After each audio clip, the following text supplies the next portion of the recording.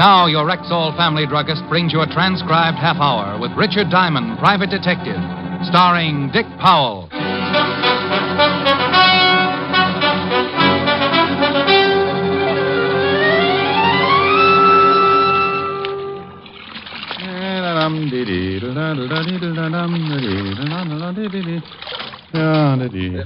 pardon me. You know where I might find Mr. Richard Diamond? You want to hire him? Yes. Well, stop being so bashful, friend. Come in. Thank you. You're Mr. Diamond? Well, any resemblance to the Irish washerwoman is purely intentional. Do you always do your own laundry? Always. Keeps my petty cash from looking too petty. Sit down, Mr. Baxter. Clay Baxter from Okmulgee, Oklahoma. Clay Baxter from Okmulgee, Oklahoma, was a man I guess to be in his early 50s. Straight up, he crowded 6'3", counting the 2-inch heels on his handmade boots. Looking at him, I thought of an old Remington print and suddenly felt like singing a chorus of Home on the Range. I'd like you to come to Okmulgee with me, Mr. Diamond. Well, why, Mr. Baxter? My brother was killed yesterday. The sheriff and the coroner said it was an accident. I don't believe it. How did you happen to look me up? I raise cattle, Mr. Diamond. I do a great deal of business in Chicago and New York. I wanted a detective with experience, someone with a good reputation. Bless you. I called a friend on Wall Street, and he recommended several men. One of them was you. I checked your background. I'm satisfied. Oh, good. I charge $100 a day in expenses. Chicken feed. I'll pay it, and if you catch the man who done it, I'll give you a $1,000 bonus. Oh, well, now, I can't leave right away. It'll take me at least 5 minutes to get my affairs in order. Yeah, I can certainly see you appreciate a buck. Mr. Baxter, I appreciate a buck like a Texan appreciates Texas. Texas? Never heard of it. How was your brother supposed to have been killed? Thrown from his horse, skull fracture. And you don't believe it? I do not. Why? Too good a horseman. Well, it could have happened. Well, if it did, he'd have taken the fall right. Might have busted something, but wouldn't have killed him. Anything else? His wife. My brother was a wealthy man, Mr. Diamond. His wife will inherit everything. Ranch, cattle, all worth about $8 or $10 million. You think she had something to do with his death? You tell me, Mr. Diamond. I called Helen, told her I was off to Okmulgee, promised I'd send her a couple of Navajos or whatever they had out there. Then I took Clay Baxter over to my flat and threw a few things into a suitcase.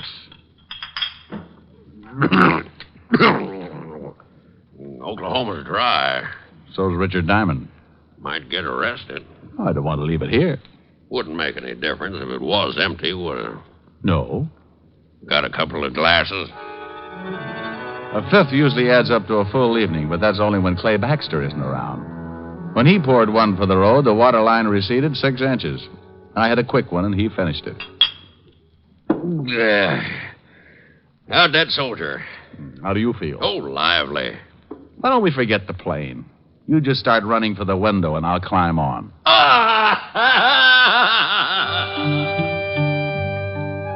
Okmulgee, Oklahoma. Population 17,091, according to the last census, and very hot in August. Baxter's station wagon's waiting at the airport, and the driver took us into town where I was introduced to the local law. This here's Sheriff Billings. How are you, Sheriff? Jim, this is Mr. Diamond. He's a private detective from New York. Howdy, Diamond. Howdy. Private detective, huh? Oh, I've been called other things. Still ain't satisfied, huh, Clay? Not yet. And you ain't either, and you know it, Jim. How about it, Sheriff?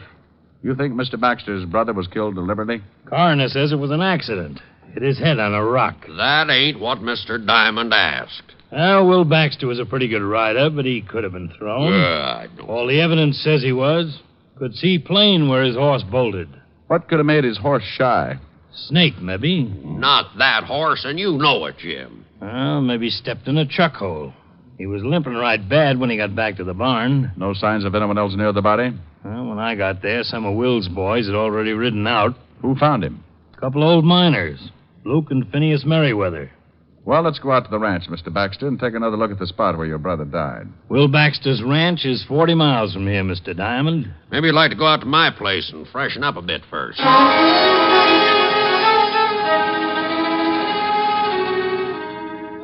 You go ahead and shave and shower. I'm going to go build me a drink. Hey, this is quite a place, Mr. Baxter. Glad you like it. Take a swim in the pool if you'd want, but watch out for the catfish. Catfish? Why, I'm a bachelor. Don't use the pool much, and I don't usually have guests.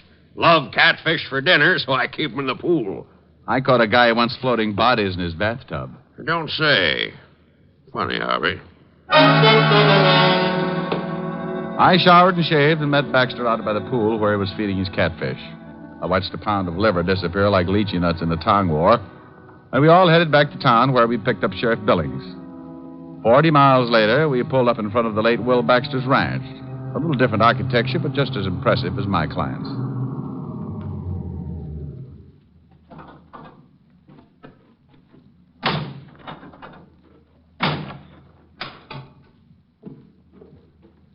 Hello, Clay. Afternoon, Sheriff. Oh, Afternoon, Wilma. Wilma. Wilma, this here's Mr. Richard Diamond. Wilma Baxter, my brother's wife. How do you do? How do you do, Mr. Diamond? Private detective. Come up from New York. Oh? Well, why don't we all go in the house? It's too hot out here. Mr. Diamond wants to go out and look at the spot where Will got himself killed. Certainly. Have one of the boys fix you up with some horses. When you're done, why not stop back for dinner? Mr. Diamond's eating with me, and he's going to be pretty busy for a while. Now, I'll give you a rain check, Mr. Diamond. Well, thank you. I'd like you to tell me about New York. It's been a long time, and I've almost forgotten what it's like. Let's go, Jim. It's getting late. Bye, Mr. Diamond. Nice meeting you. Goodbye, Mrs. Baxter. Seems all broken up, don't she? Yeah. Where was she when her husband got killed? Perfect alibi. In town all day. A lot of people saw her. Mighty fine-looking woman. Mighty.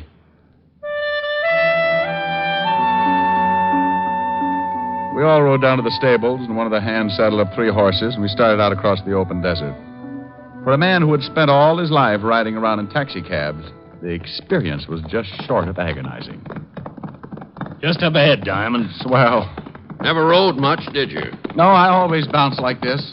Like to make my money belt jingle. Well, here it is. Whoa. Yeah. Whoa.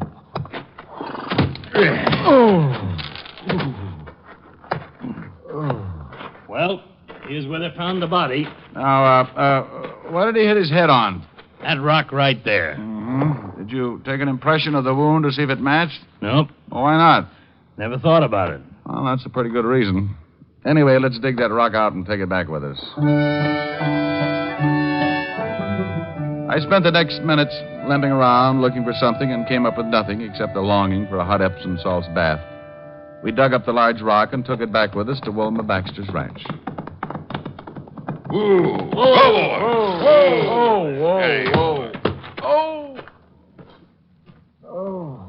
Howdy, Sheriff. Howdy, Frank.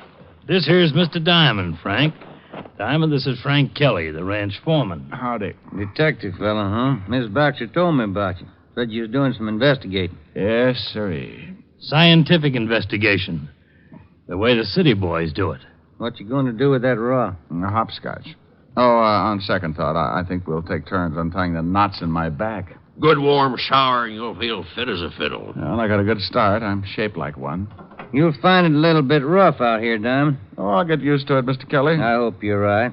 Ain't much like the big city. Oh? Just what is the big city like, Mr. Kelly? I ain't never been there. Just what I've noticed. Looks like a man can get pretty soft living in the city. Well, I'd like to show you where I was brought up sometime, Mr. Kelly. We never got around to playing cowboy, though. We were too busy kicking each other's teeth out. See you later, Mr. Baxter. So long, Sheriff. I don't think Frank likes you, Diamond. Well, what about Will Baxter's horse? I can take a look at him. Right over there in that stall. Really pulled up lame. Oh, good horse. Never figured to shy at anything. Man, look at that. His hip's swollen. Yeah, really twisted something. Steady, boy. Steady. Hey, that looks like an infection. Yeah, it's a funny thing. It kind of does. What are you getting at, Mr. Diamond? Oh, I'm not getting into thing, Mr. Baxter. I just said it looked like an infection. Yeah, we better tell Mrs. Baxter or Frank. Have someone take care of it. Tell me, boys, if you jabbed a horse with something, would that make him bolt? Come on, I want to get back to town and talk with the coroner. Now, look here, Jim. Ain't my word good enough? Why, sure it is, Coroner, but Clay hired Mr. Diamond to do some investigating, and he's doing it. Clay, I tell you, your brother died from natural causes. I don't think so. But if you insist, I'll show this detective fella the body. I want the head wound matched to this rock. Okay, but the mortuary ain't gonna like it. They got him all ready to bury. The coroner led me across the street and into a funeral parlor where I took a look at the late Will Baxter. 6 years with the 5th Precinct homicide and a couple of dozen killings should have conditioned me. But like always, the first look shakes something loose in the middle of my stomach, and I have to keep swallowing hard. Looks right natural, don't he, Clay? Yeah. They do a good job here. Bully for them. He hit his head right here. Concussion, plain and simple. No other marks or bruises? No. While the coroner rolled the late Will Baxter into one of the back rooms and made a comparison with the head wound and the rock we'd brought in from the ranch, we went out on the front porch for some air. I lit a cigarette and thought about an old case I'd worked on 5 or 6 years before. Hey, you got a cigarette? Sure, Doc. Picayune all right? Funny thing. Head wound doesn't match the rock. Sure doesn't. Wound is too deep. Rock's round and flat. Nothing sticking up to go that deep. Then I want an autopsy. Why? Fracture still killed him. No, I doubt it. When someone plans a murder, they don't count on one blow to do the trick. But there's nothing else that could have done it. Well, nothing you can see. I've met someone here in Okmulgee that I'm pretty sure is wanted for another killing very similar to this. Now, Doc, go make that autopsy and fast. You think maybe you found something, Diamond? You think Will was killed deliberately? Maybe, but we'll have to wait for the autopsy. In the meantime, I'd like to go out and visit those 2 old-timers. Luke and Phineas? That's right, Sheriff. Well, it's mighty dangerous. Come on, I'll take you out. You better wait here for the report. Mr. Baxter and I will go on out. All right, you can use my horses, so you won't have to go all the way back to the ranch. Horses? Well, the Merriweathers are on the other side of town, out about 10 miles, no roads. Oh, horses. 10 miles. I mean, never play kick the can again.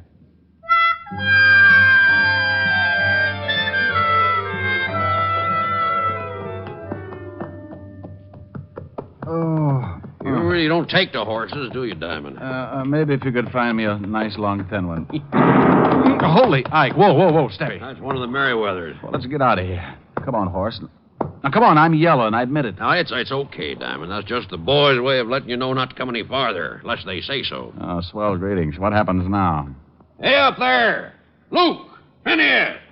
What you want? It's Clay Baxter. I got a friend here who wants to talk to you. Phineas? Yeah, Luke? Hey, Baxter. Got some friend who wants to palaver. I don't feel like palavering. Better shoot him. Giddy up. Just take it easy. Take it easy. They always act like this. Phineas don't want to palaver. I gotta shoot you if you don't promote. It's important. About my brother. Phineas? Yeah, Luke? It's about his brother, the dead one we found t'other day. Oh, all right, I guess. Let one of them come up. Baxter? Yeah, Luke? Send your friend on up. And up I went, leaving my better judgment running off across the desert. I climbed a small hill and found myself standing at the entrance of an old mine shaft. Luke and Phineas and Merriweather stood on either side, shotguns ready, pointed right at my chest. Start talking. Well, gentlemen, my name is Diamond. Don't pay no import to names. What do you want? Just wanted to ask some questions about the man you found the other day. You a policeman? Well, kind of. Shoot him. Oh, now, wait a minute. I'm not a real policeman. Then what are you? I'm a private detective. Luke? Yeah. What's the matter? It's an honest profession. Fellow's got to make a living. You a real live private detective? Well, I'm a private detective. The real live part I'm depending on. Well, my goodness gracious. Come on in and have some victuals. Huh? Why, mister, me and Finney read all them stories about you fellas. Uh-huh. We filled up one whole tunnel with old detective magazines. You fellas really are something. Wait a minute. What's wrong? Let's see your badge. Oh, yeah. Sure. There you are. Oh. Yes, sir. Well, I'll be dogged. Come on in, friend. Come on in. I'd like to ask you some questions about this here Dick Tracy fella. Well, 1 minute I'd faced 2 shotguns, and the next I was turned into an honored guest. I had coffee and biscuits with Luke and Phineas, and answered enough questions about the private detective business to fill a dime novel of my own. I squeezed in enough questions to find out that the boys hadn't seen or found anything unusual when they discovered Will Baxter's body. 4 cups of coffee and a dozen biscuits later, I bid the Merriweathers a fond farewell and returned to Clay Baxter. They loved you? Oh, worshipped me. They're starting a Richard Diamond fan club. Well, did you find out anything? No. Well, give me your hand. I'll help you up on your horse. Oh, couldn't I just walk back? Come on, horse. Hold still. Steady, boy. Clay Baxter, sitting in his saddle, had leaned down and grabbed my hand to help me up on my horse, and that was when he got it. His horse took out with the wounded man still up and hanging on. I booted my horse in the ribs. Oh! I took off after Baxter like citation on a good day. I closed my eyes, prayed a little, and tried to remember every jockey I'd ever seen before. Suddenly, I looked up and spotted Baxter's horse dead ahead, standing still and right in my path. Whoa! Oh! Well, I guess it's just my time. If I don't die from this bullet I got in me, I'm going to do it from laughing.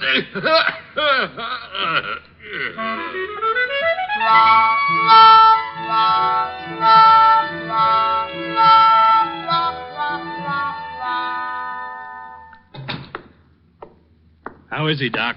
Oh, he'll be all right. Bullet went clean through, just under the collarbone. Didn't break anything. How do you feel, Mr. Diamond? Crippled. Any idea who shot Clay? No. Clay said he thought it might have been the Merriweather boys. No, it couldn't have been. Why not? Well, the Merriweather boys use shotguns, not rifles.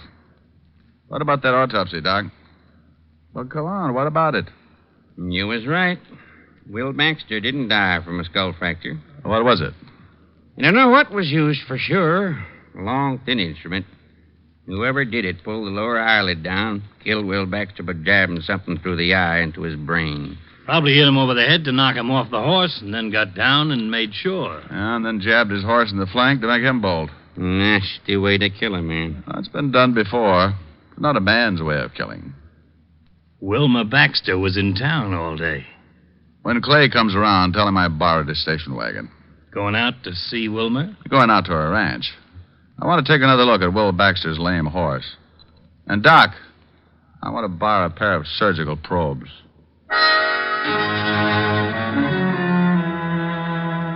I climbed into the station wagon. Close to an hour later, I pulled up on the side of the road. The gate to the ranch house was another 100 yards up ahead. So I piled out, climbed the tall white fence, and slipped into the barn. Steady, fella. Steady. Steady.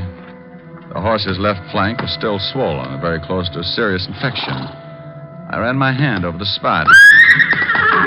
Steady, boy. There was something still stuck in the flesh, so I used the surgical probes and prayed the horse wouldn't kick my brains out. Whoa. Whoa. Steady, boy. Steady. There. Sorry, fellow.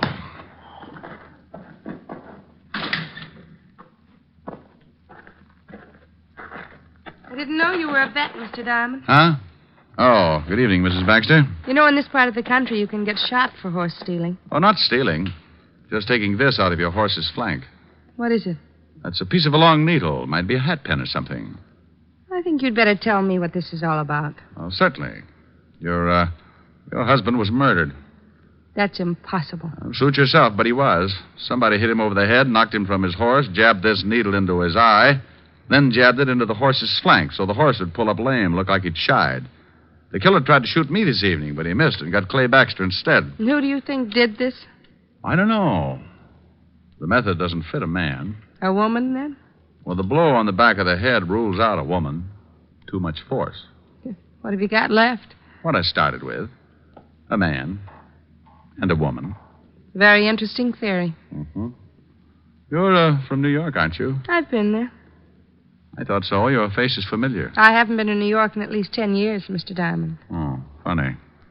Well, I've got to go out to the Merriweathers. Were those 2 old miners who found my husband? Mm-hmm. They saw the murderer. What? Yeah, that's why I know how it was done. I was out there earlier, and I've got to go back after a sworn statement. Well, why didn't they speak up before this? Afraid. Said it was none of their business. See you later, Mrs. Baxter.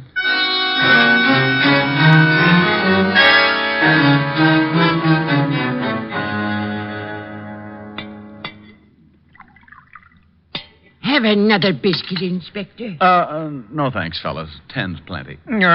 So Will Baxter was murdered, huh? That's right, and Mrs. Baxter thinks you two saw who did the killing. Gonna lay a trap, huh? Yes, Luke, gonna lay a trap. Now, look, I remembered Mrs. Baxter from someplace the first time I saw her. Then when I found out how the murder was committed, I recalled a case very similar back in New York.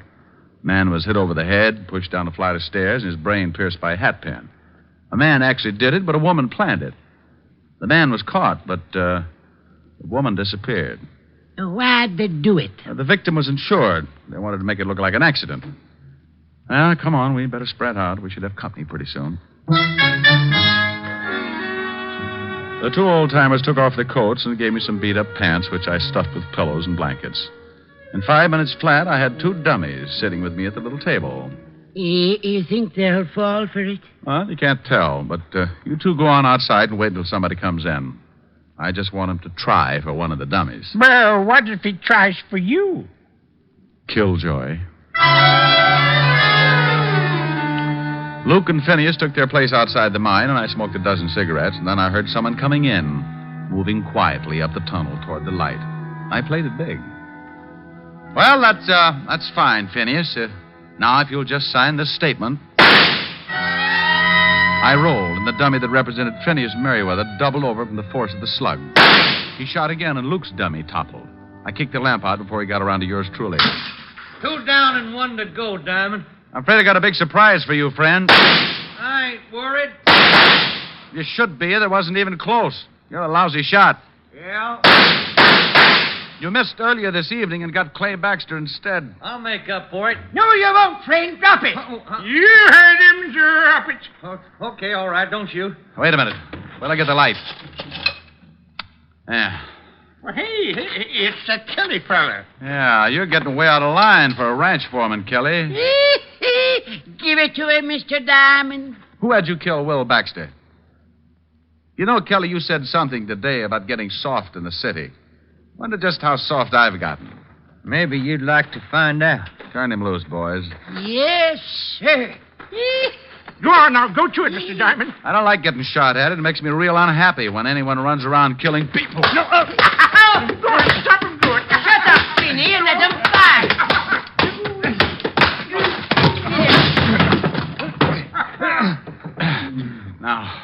Now, Kelly, why'd you kill Will Baxter? Wilma Baxter talked me into it, promised me a share of the ranch. And for that, you killed a man, huh? It's a big ranch. Oh, get up.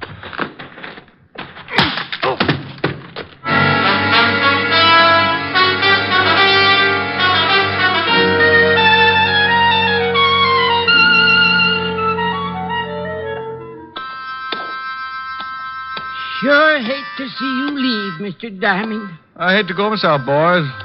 Love them biscuits. Maybe we'll get up and see you in New York sometime. Hey, Kelly's coming, too. Doesn't like being tied to his horse like that, I guess. Finny, Yeah, Duke? fella's coming, too. Hit him with something. Yeah, sure.